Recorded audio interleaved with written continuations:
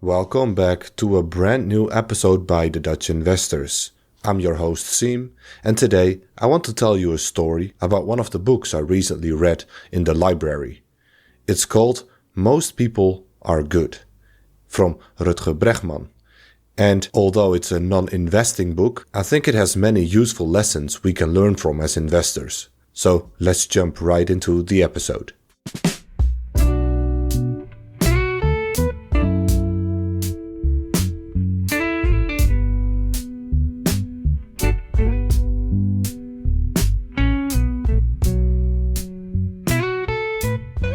A couple days ago, I was at the library. Nothing special. I go there every now and then, just to find and read some new books and find some new material.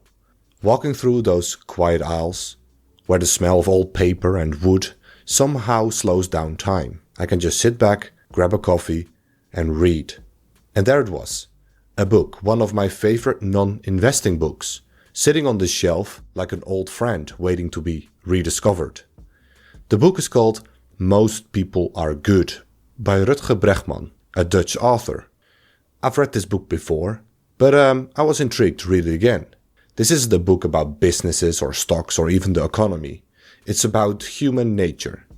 And if you ask me, it's just as important for investors, maybe even more so. It's perhaps the only edge we still have as individual investors.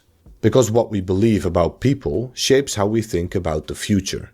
And how we think about the future shapes every single investment decision we ever make. So let me tell you this story.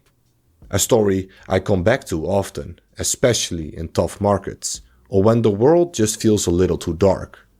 It's called The Soldiers Who Didn't Fire. Let's rewind the clock to the night of November 22nd, 1943. We're in the middle of the Pacific Ocean. American troops are preparing to land on Makin Island to fight the Japanese. It's brutal.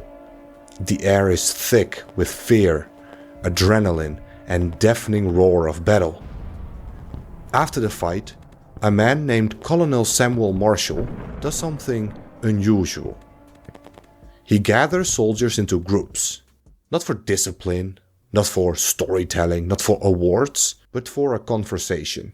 Every single person, from the highest ranking officer to the greenest private, is allowed to speak freely. And what he discovers is astonishing. Only 15 to 25% of the soldiers had actually fired their weapons. Let that sink in. In the heat of battle, during World War II, with lives on the line, 3/4 of the soldiers chose to not pull the trigger. After the war, Marshall writes a book. It's called Men Against Fire, published in 1947, and it's still required reading in many military academies today.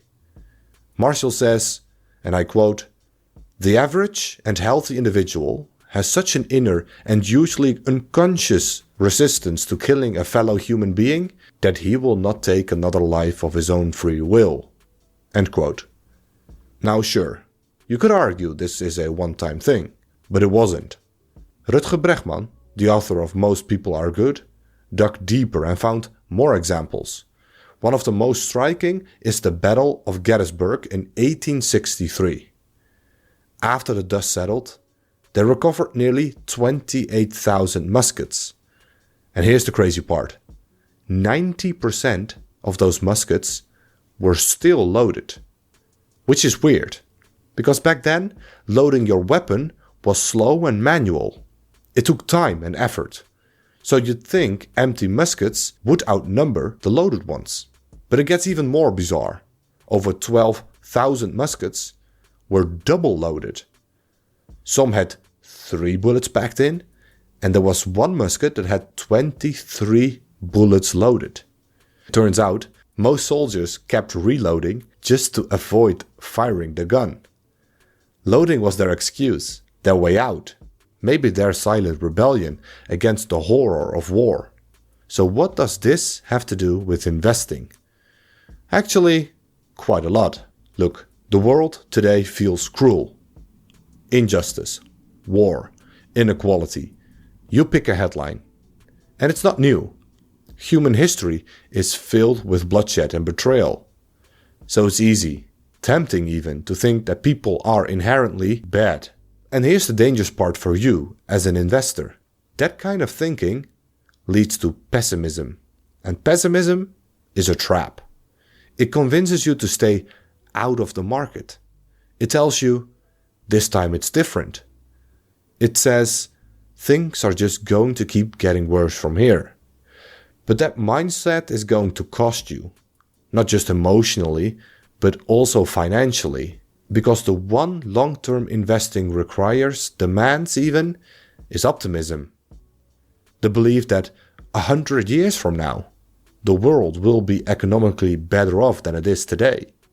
And that belief isn't naive, it's rooted in history, our track record, through wars, recessions, pandemics, and everything in between has been one of rebuilding, innovating, adapting, and growing. So yes, care about the world, be aware, but please, for your own future, do not give in to pessimism. Whenever I feel down or overwhelmed, I return to this story of the soldiers. Because if most people, even in the middle of war, instinctively don't want to hurt others, maybe we're not so broken after all. And that gives me hope. Hope in humanity, sure, but also in markets. Because markets are basically people. Businesses are people. Growth, innovation, resilience, they're all human behavior. But there's another lesson hidden within those stories. Think about those soldiers, spending 95% of their time loading their weapons, only 5% actually firing the gun. And as an investor, you want to be that soldier. Spend 95% of your time researching, studying businesses, reading, listening, learning, and only 5% making the actual move, which is buying, selling, reallocating your capital. The beauty is, unlike those soldiers, your accuracy actually improves the more you wait. Time is your ally, not your enemy.